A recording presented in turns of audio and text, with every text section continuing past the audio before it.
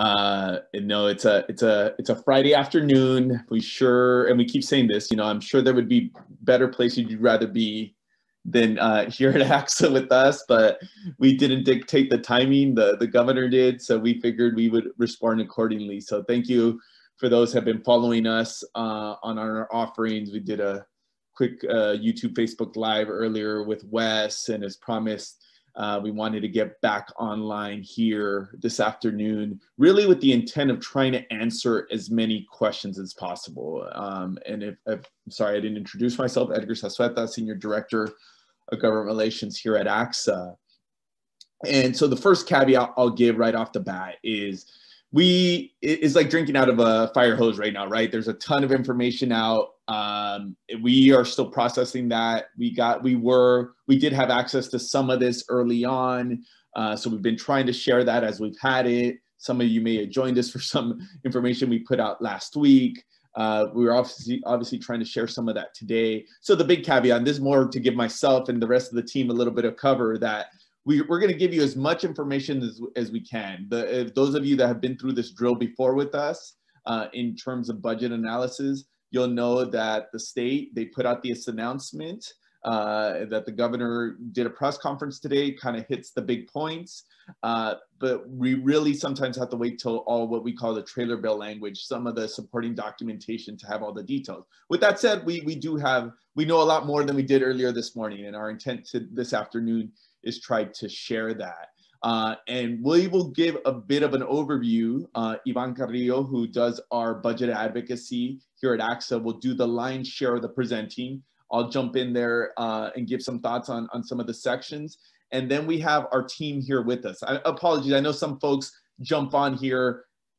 Part of the fun is seeing everybody's faces, right? Just to make it a little bit more manageable, we went with the webinar format for this session, just so you can see the PowerPoint clearly, so we can share some of those documentations. But really the biggest piece is so we can use the Q&A function. I'm gonna say this probably like 5 times, and we'll still have to navigate, but let me do a little bit of housekeeping. So as you can see at the bottom of your Zoom screen there, you have a chat box, which you're more than welcome to use. Part of this exercise is not only to answer questions, but to kind of get your initial feedback. And we know you will not be shy about telling us what you feel about certain components. And we always print these out after the fact, and we kind of dissect them and just reflect on what our members are saying.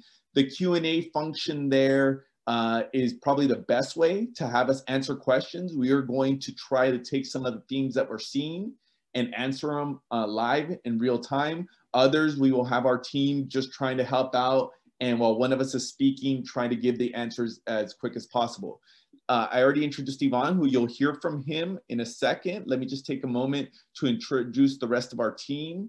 Laura Preston, one of our legislative advocates. Many of you familiar with her, so she'll chime in there. Jason Henderson, who does some of our state and federal work, will also be here to help answer questions.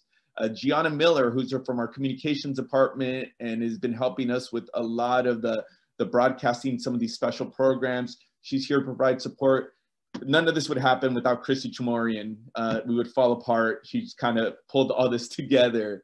And Josh Peterson, you see his name there. He's behind the scenes, but he's making all this work on the technical end.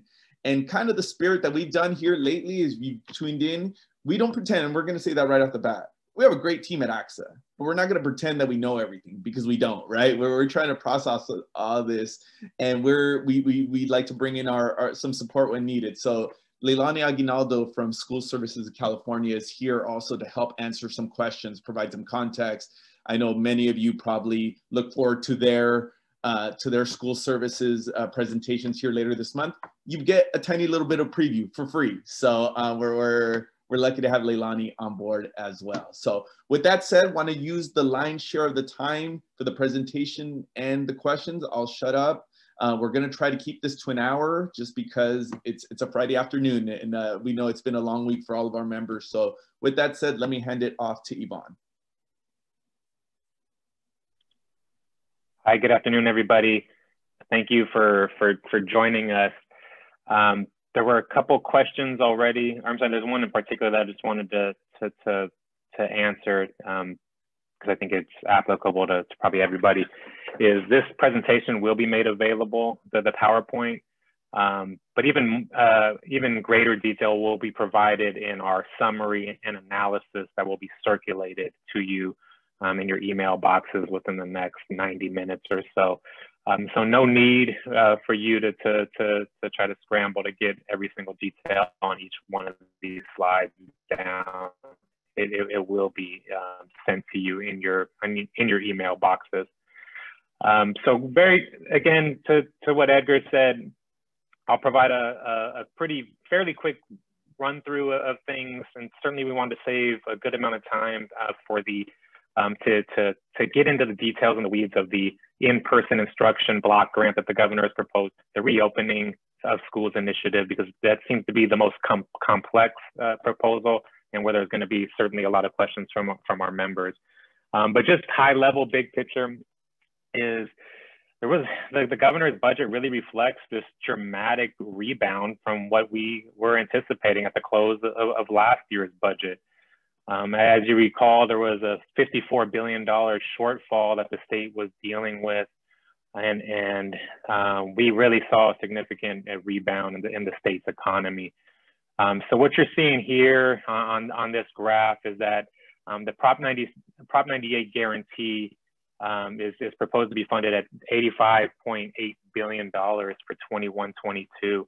And that's more than a $14 billion increase than what was anticipated in last year's budget.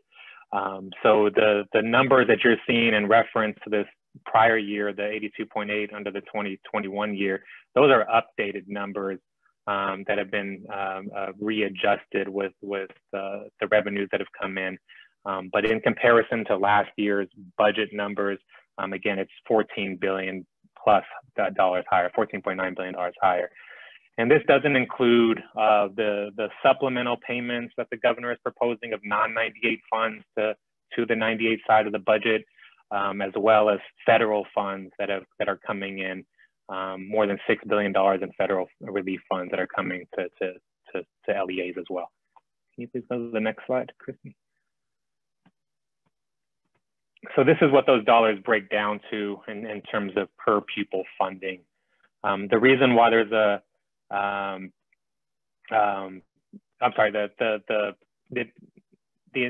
numbers in its entirety reflect the inclusion of federal funds, and so it's a little bit of a reduction from 2021 to 21-22 with the inclusion of the federal funds. Next slide, please.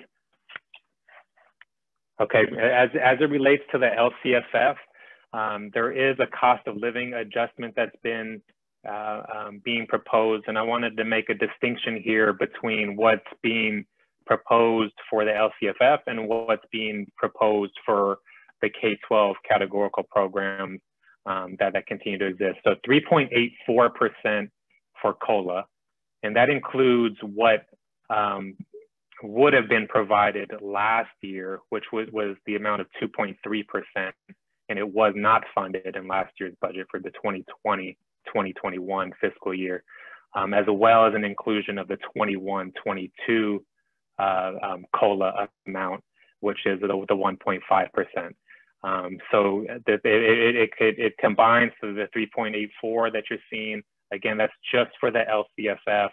The programs that continue to exist outside of the LCFF, the categoricals are proposed to see a 1.5% COLA, which again just reflects the budget year's COLA amount and not the prior year's COLA level. Next slide, please. So with the increase in revenues and being in a test one, there's $3 billion that is going to be deposited into the Prop 98 reserve.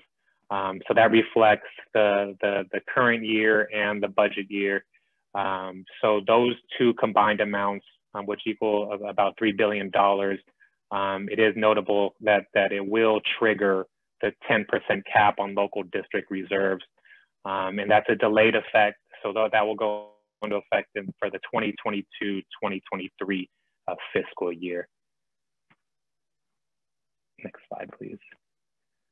In terms of the deferrals, the overwhelming majority of the deferrals will be paid off. So this reflects the full amount for the 1920 fiscal year and the majority of the payments for the 2021 year as well. In terms of the timing and how it'll impact you locally, is we just heard from finance that because we're where we're at in the fiscal year, there wasn't an opportunity for to roll back the deferrals, the scheduled deferrals for February through November of this year, but you will get full apportionments in those months in the 2022 calendar year. So maybe I'll pause there and just because I want to make sure that this point is clear, and ask Leilani to provide further context in terms of how the impact will be on the LEAs. But all months will be paid off except for the June 2022 apportionment, which will have a delayed payment of $3.7 billion into the July 2022. Got it. Thanks, Yvonne. Yeah, so our understanding at School Services is the same repayment schedule would apply for the deferrals in 21-22 for the 2021 deferrals. So for example, the deferral that is scheduled for February of 2021, that will continue to be repaid in November of 2021, which is the schedule that we had been told and which is in statute right now. That is our understanding. But as Yvonne said, the deferral, the ongoing deferral that will remain is the one that applies for June 2022, which will be repaid in July of 2022, the following fiscal year. I keep tripping up in my head about all of these years. That will be an ongoing deferral that is not scheduled to be repaid by this governor's budget proposal. Thanks, Leilani. Next slide, Christy, please. So there is a significant amount of one-time Prop 98 funds that are being proposed to address learning loss. With that said, there's very little details in terms of what that will, the allowable uses for those funds will be, in terms of how that money will go out. We just heard from the Department of Finance just about a half hour ago that they're still working through all those details, that they're trying to keep the distribution formula simple. And there certainly will be an emphasis on the students from the subgroups from populations who are most adversely affected by the pandemic. But that's all the detail we got right now. They said that trailer bill language on this piece and the rest of the education side will be released within the next couple weeks. But we do know that early action will need to be taken on this portion of the budget because there is a recognition that LEAs will need time to be able to plan accordingly and how to use these funds. There are some proposals related to recruitment and retention of educators and professional development as well. So these are the three main programs that are being proposed. These are existing programs, so this would be additional dollars to expand the Golden State Teacher Grant Program, the Teacher Residency Program, and the Classified School Employees Credentialing Program. And then on the PD side, there is a new grant that's being proposed, Educator Effectiveness Block Grant. It's not clear in terms of how those monies will go out, but there is going to be an emphasis on re-engagement of students, accelerated learning, and then there is a $50 million proposal related to social emotional learning and trauma-informed practices as well. Again, in terms of how those dollars will be, or how those grant programs will be structured, the summary and the Department of Finance we're not able to provide those details as of right now, but they'll be included in the trailer bill language. So we'll make you aware of all those details once we have them. And on the mental health side, There is some funding for mental health. I think most notably is that most of these proposals are to be funded with non-98 dollars. So it's a combination of federal funds, combination of Mental Health Services Act dollars as well.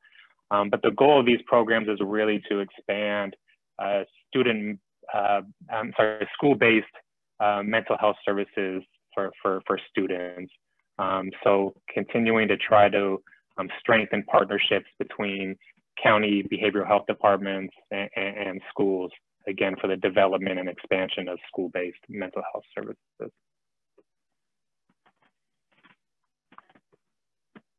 Special education, there is some funds for special ed base grant funding, and then there is some funds that are to be focused on the youngest children with special needs as well. So those amounts are identified here, 548 million and 300 million.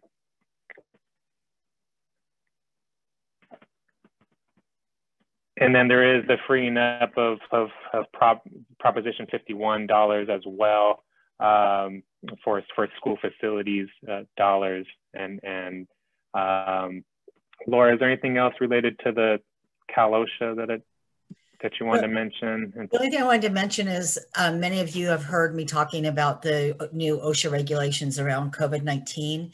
And so the budget adds up to almost $14.5 million to hire additional enforcement officers. I just wanted to give you that as a heads up. I don't know that they're coming for school districts or not, but it's additional enforcement officers that will be in place, as well as the workers' comp changes that were made for COVID-19. Department of Industrial Relations will be receiving additional resources to hire additional enforcement officers.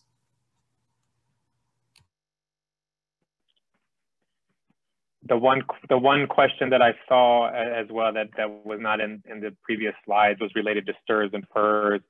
For those of you who might have caught the governor's press conference, he did mention STRS and PERS relief for schools. But it's important to note that this isn't a new proposal. Essentially, he's bringing attention to the monies that were put forth in prior years to buy down the immediate PERS and STRS school employer rates. So there was a buy down of those rates for last year. There's a continued buy down for this year. Again, that was reshifting dollars that was for the long-term school employer rates. Again, that it buy those down in the immediate 2 years.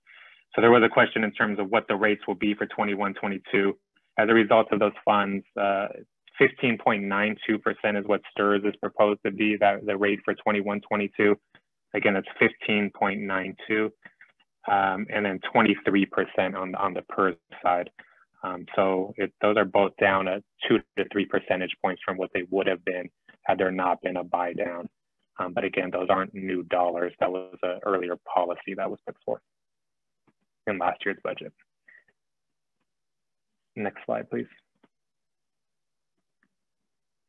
Okay, I'm going to hand it over to Edgar to take the lead on this, the $2 billion that was proposed for the in-person instruction grants.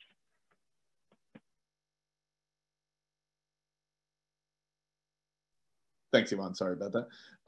A little bit of context even before I get to the in-person details. I have to imagine that this is where we're going to get a slew of questions. And even just within the hour, we've been talking about this for about a week now, and we're still getting some of the details just up until this. I think just taking a step back, and I think especially when we get to this piece, right, I think our tendency is going to be like, okay, there are some of these pieces that are problematic, and undoubtedly there is, and the ACSA advocacy is going to try to push this in a direction where more schools can take advantage of it, where we actually think that we're doing something that's going to help our LEAs that may have the will, want to move forward with the reopening, but have challenges. The biggest challenge we have right now, obviously, is the health situation. And this is the #1 question that gets asked over and over.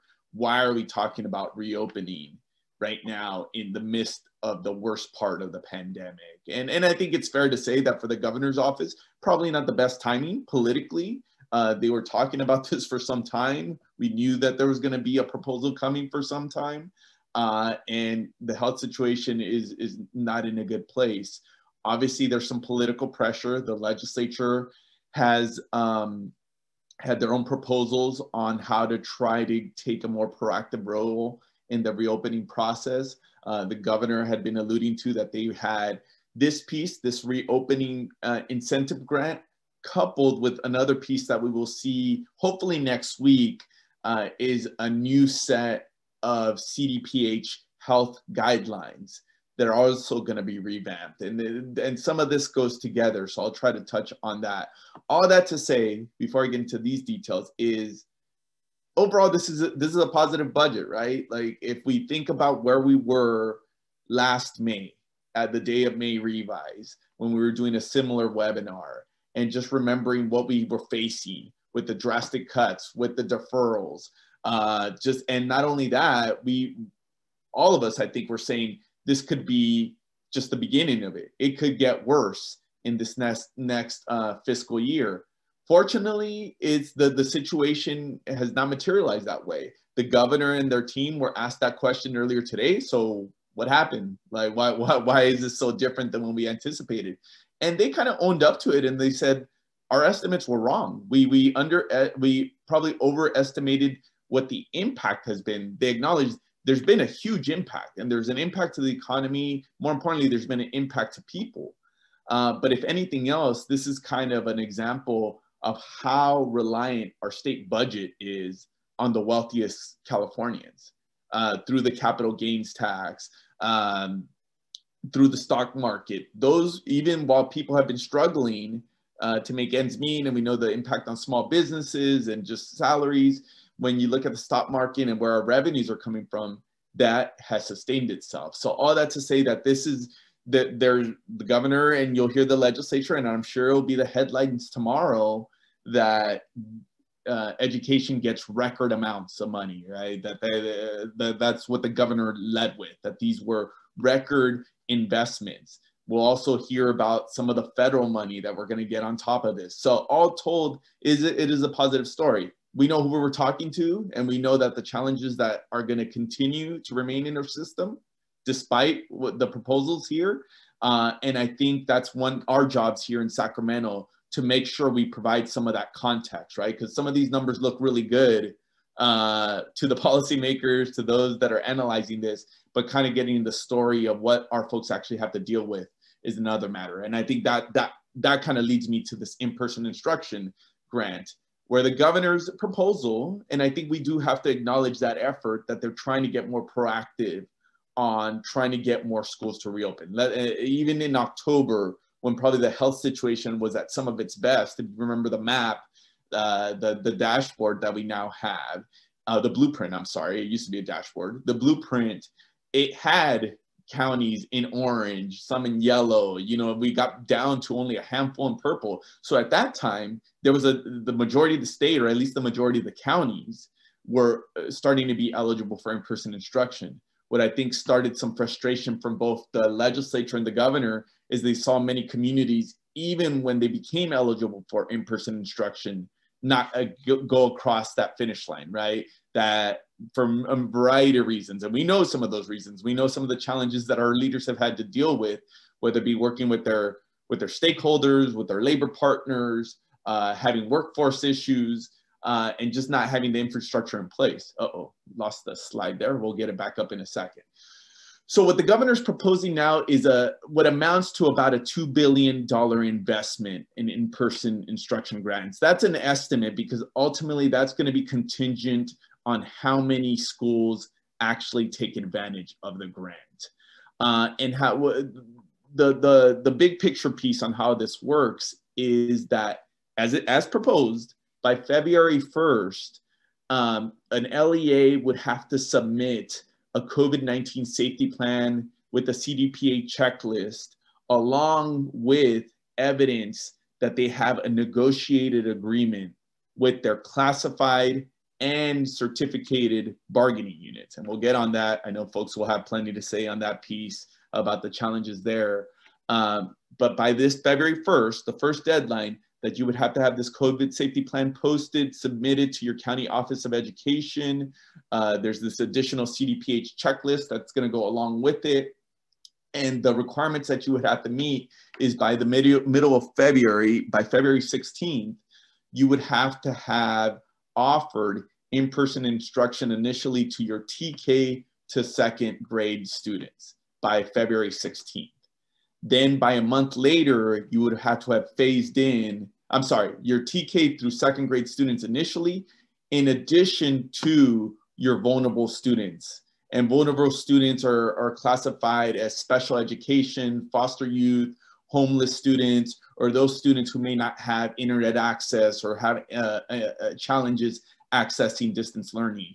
So there has to be a phase in of TK through second, and then ultimately a month later, you have to offer TK through 6 and your vulnerable students. I use the word offer because that's the key point. Not that all your students have to take advantage of it. The district has to offer those services. The grant would be between $450 to $700 per ADA. There's a range there because it is essentially put in through the LCFF formula. So depending on the adjustments and the numbers on your district, that's what the grant amount would be. The question we get all the time is this based on the amount of kids that actually go back in person, or are we going to be funded as a whole district? And the calculation that they're going to use is they're going to use total ADA of the school district or the LEA, regardless of how many kids actually go back to school. Those are the ones that would be, they will calculate that amount based on your total ADA. So that's how that piece of it works. The biggest piece that probably is getting the most attention, aside from maybe the collective bargaining piece, but this is all related, is that you would also have to adhere to this increased COVID testing cadence. And there's some materials that we'll provide, and we're gonna have a full summary, and there's some other pieces that we could link that fully explain this. But in order to be eligible for the funding, you have to have increase, or you have to have a plan to phase in your testing to all those students that are going back onto campus. And how it works, I'll start with purple because most counties are in purple right now, that if you are in a purple county, you have to test at least twice a week. If you have caseloads of more than 14 cases per 100,000, the expectation is that you're testing up to once a week. For those districts that are with elevated transmission rates, if you're in the red, it would also ask that you test twice a week. And the important piece here is this is students and staff. Students and staff is the big piece, and it is a big change. And we'll get into some of the challenges there. Anybody that saw our message, I'll go ahead and point this out. We're questioning kind of the efficacy of the student testing piece. We know that in many communities, the reality is that we need to ramp up our testing in order to not only keep transmission down, but also to get buy-in and give that sense of peace to our employees to get them to come back.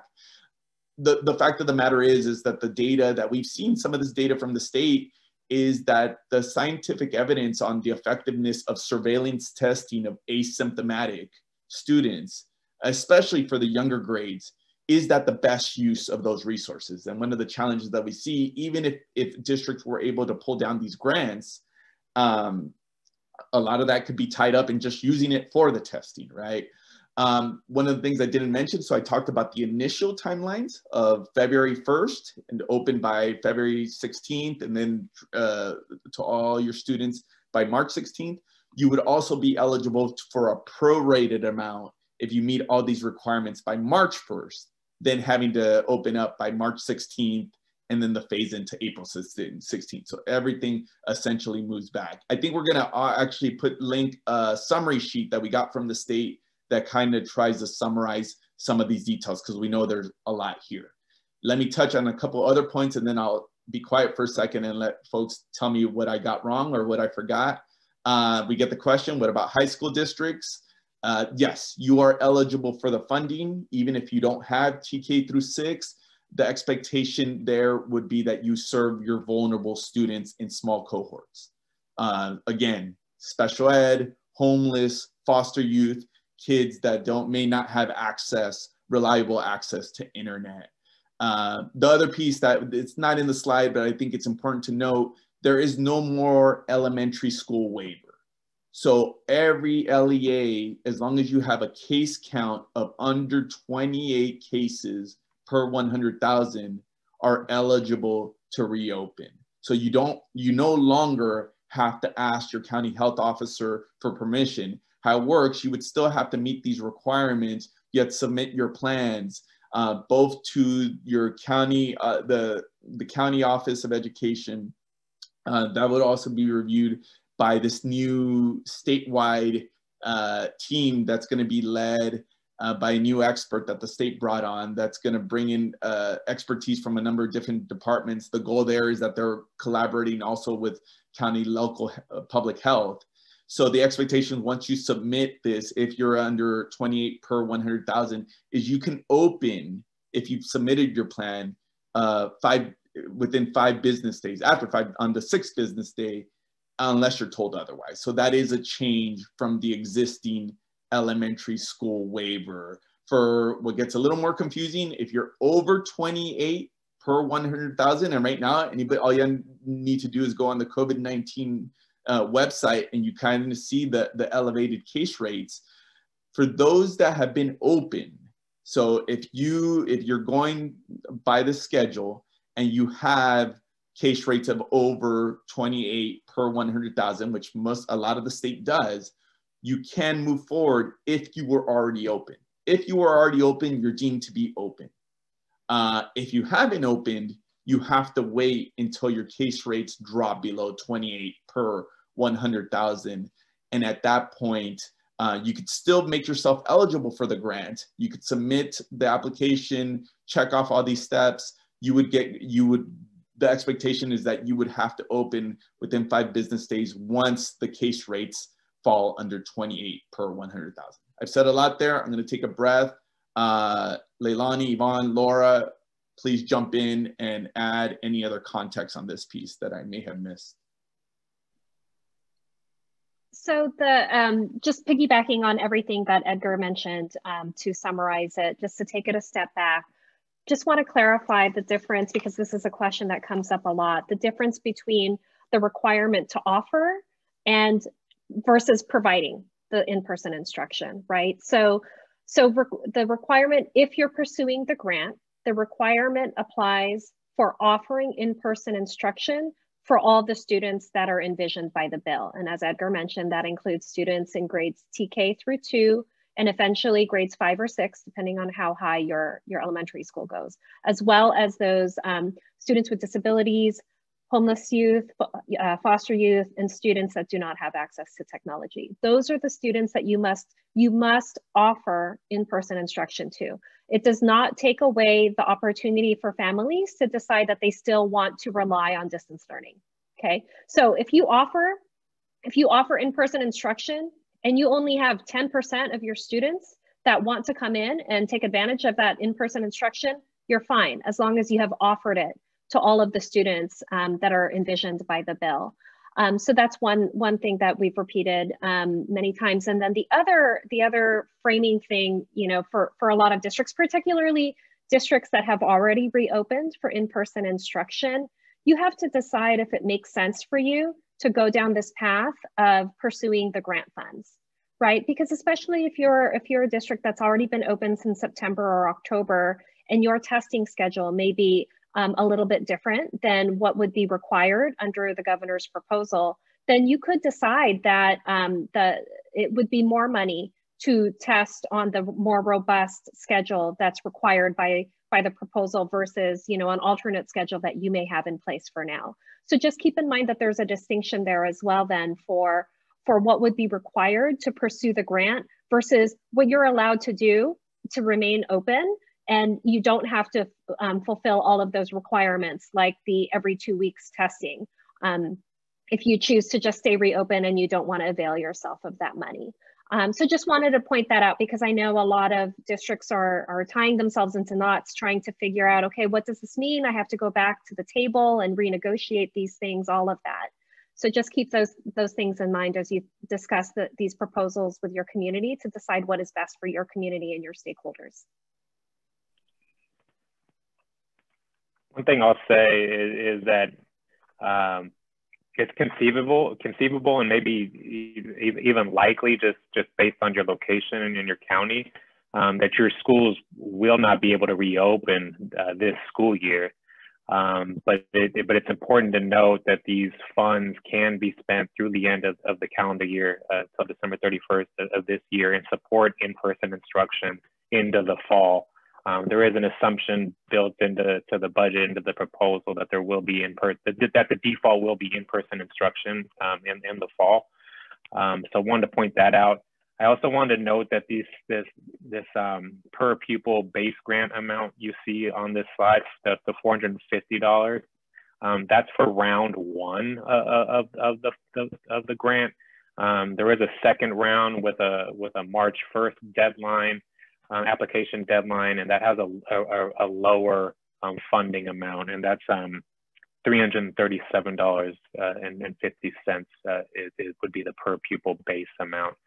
Again, that would also be adjusted based on the LCSF formula as well, but did want to note that.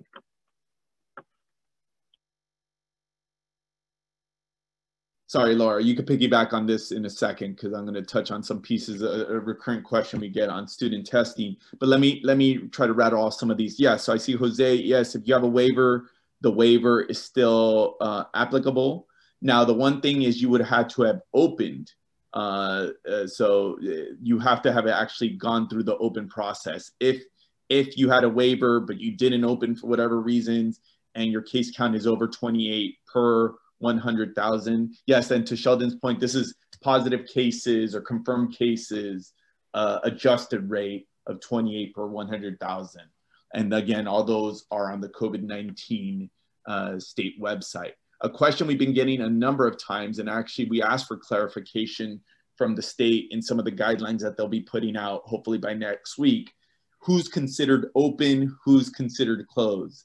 Because this could get real confusing. If you were open and you were eligible at some point in time and you were even phasing in, you're deemed to be open. So then the question is, I'm sorry, before I get there, if you were just offering small cohorts, so if you were in purple and you were just serving specialized, so you were only offering specialized service or only serving specific populations of kids, that school is not considered to be open. So then the question comes up, well, what about a school that was open, we're offering in-person instruction to some percentage of their kids, but like many schools had to do because of the surge, is currently closed. We believe that that's also going to be considered to be open, but we are asking them to clarify that in their definitions when they put out the CDPH health guidelines, because this will be applicable even if you don't want the grant, right? To Leilani's point, this issue about no more elementary school waiver, if a district wants to move forward and still wants to open, but doesn't want to go to the increased testing cadence, or doesn't want to negotiate every single one of these pieces, they'll still be eligible to reopen if you meet those requirements. So that's why some of this is going to be this incentive grant. Some of it is going to be based on these new CDPH guidelines that we're hoping to see. So what do you guys see there? I know that we have a ton of questions, both in the chat and in the Q&A, so please jump in there. We'll try to get to as many as we can. I'll try to clarify another question that's come up a couple of times here in the chat and in the Q&A. If you are a district that has already reopened and you want to pursue the grant, then you need to go through the motions of making sure you meet the criteria, the requirements to make yourself eligible for the grant. So specifically what that means is you need to make sure that your CBA is in line with your COVID safety plan. That must include the testing cadences that are suggested by CDPH. So that's why we keep referring to the every 2 weeks for students and staff. And if you're in deep purple, as Edgar explained earlier, if you're greater than 14 per 100,000, the testing cadence is a weekly testing requirement for all students and staff that are in in-person instruction. So if you're already, if you've been open, then you may need to step up your testing cadences, and you may need to reopen to have a CBA or an MOU that is in line with your CSP, your COVID safety plan, that would need to be in line with the CDPH guidelines that are expected to be updated next week. So you're definitely eligible, and you just have to make an assessment for your community if those new requirements pencil out for you in order to draw down those dollars. I hope I answered those questions. I'll touch on a couple questions, and I'm sorry, I forgot to go back to you, Laura. We get asked the question about students and who does that include in terms of having to offer testing. We did get clarity that the expectation is that obviously you're only testing the kids that want to take advantage of our in-person instruction. We always get the question, can you mandate testing? You want to touch on that, Laura? Right. Well, with your students, you can't mandate testing, at least not now. Parents have a parental rights to say no. PTA was able to get language into the regulations that says you must have parental approval before you can test. So the easy question is to say, no, you can't require a student to be tested. What do you do if a student doesn't want to be tested? Right now, our interpretation is that you cannot prohibit a child from coming to school because they refuse to be tested. So the way I like to think about it is, even with the vaccines, unless there's legislation that's going to require every student to have a vaccine before they come to school, you're not going to be able to keep them from coming to school either. So it's very possible legislation could be done at some point, like we've seen in the past, but students have a right to be attending school. And so the testing is not something you can keep them away from if they refuse to do that. Now, the adults is going to be a different conversation, but for students, you can't prohibit them. This is a good opportunity to get into a little bit of the political analysis. And I know I've seen some questions, and they're a great question, like, what do we expect, right? So one of the things, first and foremost, and a couple of us have tried to convey this in previous settings, is I think we all have to kind of take a deep breath. These timelines they're unrealistic in many cases, right? To get a negotiated agreement, to ramp up, there's references to working with your parent groups, with community groups. That's a lot to get done, especially if we're going to meet this February 1st deadline. So one of the things that we're telling folks is we would not be surprised if these timelines get modified. This is the governor's proposal. The legislature has not signed off on this.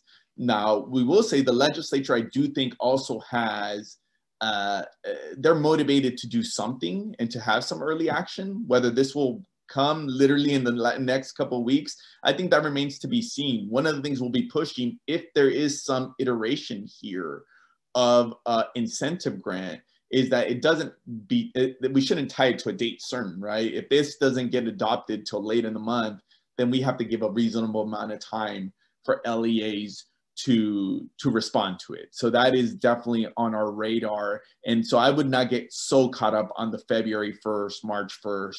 Now, with that said, I do think that as Yvonne talked about, the governor and the legislature has already mentioned that it is a priority for them to have early action, which is kind of unprecedented. They don't usually do this, of adopting money early. That way they could get it out early. So they are focused on getting something on school reopening earlier in the session. And then even before the normal budget adoption, this learning loss money that is intended to possibly be used for remediation or expanding the school year, or for LEAs to be creative with that, they also understand that if that's going to be put to use, they're going to have to take action on that earlier in the session.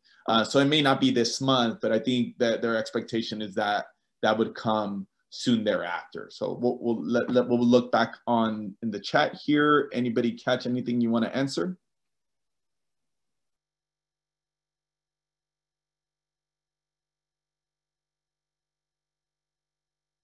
It's an opportunity. I'll reiterate it because I know those that tuned in, Wes Smith, our executive director, was talking about this, and I think it'll be part of our advocacy, that there's a number of groups that are already talking about, well, how do the vaccines play a part here? And as I stated, I do think that we want to at least question, especially on the student testing piece, is that really the right strategy now? Now that we're entering a period where vaccines hopefully will be accessible in the next few months, that maybe some of our efforts are about trying to get those vaccines in as many of our communities as broad as possible. Because again, the data that we've seen or that's been presented to us, some of it by the state, is that the effectiveness of asymptomatic surveillance testing. So in other words, testing students, especially those in the youngest grades that don't have symptoms, that it may not be, you may not get the most bang for your buck in terms of transmission rates. The science points to a number of other mitigation efforts before they go to asymptomatic testing. And we don't have to tell you folks, because you have to live this, just the challenges that testing students on a regular basis that will present. So that's something we want them to at least consider. I have to point out the realities here. I think two things have shifted, and you folks can probably guess here, is that this has become a priority. Testing staff and students is a priority for the California Teachers Association and our other labor groups, but the CTA has been making this pretty clear for some time. And they're obviously an important stakeholder in this process. And so the state, I think, is trying to get them on board. The other piece that we'll hopefully see some more information on this in the weeks to come is that the new Biden administration is also talking about an expensive student testing program that they say the feds can help support. I will say, now that the politics changed in DC and the Senate is also controlled by the Democrats, there is a chance that if there is a new proposal from Biden, and that there could be more additional funding dedicated to this whole notion of making COVID testing more expensive. I'll pause again, be quiet for a second, let my team chime in if they see questions that we should touch on.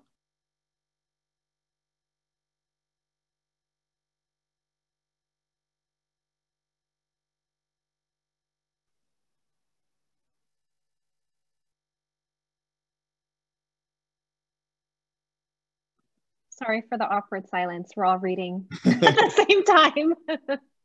I'll touch on David's question, and then I'll try and make this short, let others jump in. But yeah, so the AB 10, this other approach that the legislature had presented, they were taking more of the approach that when schools enter red, when they're out of purple and eligible for reopening, that a district basically has to move on that plan, and that there has to be proactive action to start the reopening process. Again, some of the criticism had been that many communities, even when they were eligible, didn't move forward in the reopening. Again, we know, and we've explained this to them, and this is one of the issues that it's a valid question, even in this in-person reopening and seminary grant. Is there anything here that will fundamentally change the local dynamics that many of you are facing in working with your labor partners, right? There is money here that is flexible. It can be used for salary. We don't know if that's the most prudent way to use it, since it's one-time dollars, but it can be used for that.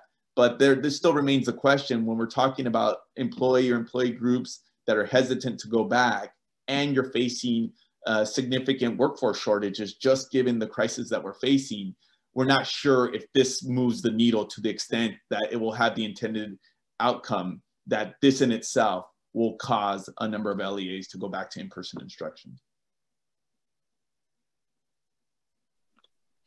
Edgar, there have been a lot of questions about the deferral. Is it okay if I re-explain that, or do you want to stay on the? No, go for it. So for the deferrals, I apologize. My explanation earlier was added to the confusion. So the deferrals that are currently scheduled for February to May of 2021 are still scheduled to go forward, but they will be one-time deferrals. So those deferrals will be repaid as scheduled in August, September, October, and November of 2021. And then that will be it. Those deferrals will be completely paid off. However, the ongoing deferral that will remain is the $3.7 billion for June 2021. June 2021, which will be oh, sorry, Laura, thank you. June 2022, which will be repaid in July of 2022, the following fiscal year. That $3.7 billion deferral will remain as an ongoing deferral. And as proposed today by the governor, that one is the one that will remain on the books as ongoing. The others will move forward in the current budget year, but will be repaid in the following budget year as proposed. And then that will be it for those. So hopefully that helps with that explanation.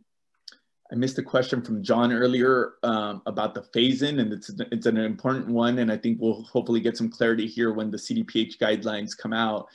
If you're a district that was phasing in to reopening, so let's say you're a unified district and you were intending to open up your whole district, you can only, and you're now in the purple, you can't expand that. You can't expand to your higher grade. So it would only be those that were eligible. So essentially, if you only opened up your K through 6, but now because the case rates were above what's eligible to reopen high schools or middle schools, you would have to wait until your case rates are below that. Same thing would work if your case rates are over 28 now and you had a phased in reopening plan, but you only got to TK through 3rd, and now your case rates are over 28 per 100,000, you would have to wait. Unless those grades were already open, you'd have to wait till they drop below that level. Laura, can you talk about, I saw a question from David Simmons about what is the meaning of consult? I was trying to avoid it. And I know this is going to be a key distinction here. Leilani talked about the requirements under the grant as opposed to what some of the requirements will be just moving forward just with the CDPH guidelines. But let's try to make a little bit of meaning out of that. I know it's and we're still trying to get make it clear. If you look at the guidelines, if you're going to reopen, it says you need to, part of your reopening plan that you have to submit is your collective bargaining agreement or your MOU, which has also been collectively bargained. So that would mean in the case of you're going to be trying to receive these funds, you're going to have to bargain that. The question then, kind of punts to the other part that David asked, which is, if you're not going to apply for the funding, can you move forward with management? And that's when we're still trying to find out. We think so, but we're not, I don't want to say for sure. So, which is why I didn't answer it yet. We want to make sure that we're not giving you incorrect information, but we know that again, for the money, the districts that are going to apply for the resources for the money and the $2 billion is going to have to be bargained, because you're going to have to submit that as part of your plan to move forward. Thank you, Laura. We're coming to the end here. We have a couple minutes. I see a question from Tom that we haven't answered. Leilani, maybe you could touch on this. The question about prorating money for how long a school has been open. Maybe you could take the opportunity to answer this question that we get. What if your case rates stay over 28, over 100,000, and you apply and you're eligible for the funds? What are they going to get? And what would those dollars be eligible for? Right, so there is no prorating of the money. So if you're eligible for the grants, you would receive the grants, and it's one-time funding, right? It's not based on, how many days you're open or anything. It's based on your ADA, as Edgar explained earlier, but it's just a lump sum, not prorated based on the amount of time you're open or anything like that. If you are in a county that has a super high case rate, which is astronomical, you are still eligible to apply for the money. You would still have to meet the criteria for reopening, however, by February 1st or by March 1st, depending on which grant level you want to apply for. You would need to come forward and submit to your County Office of Education the CBA and your COVID safety plan, including the testing cadences that would then be required by the state in order to get the money. So you would be eligible to apply, you would get the money based on if you meet that criteria, but you would not have to reopen your elementary schools until your LEA, your case rate dips below the 28 per 100,000.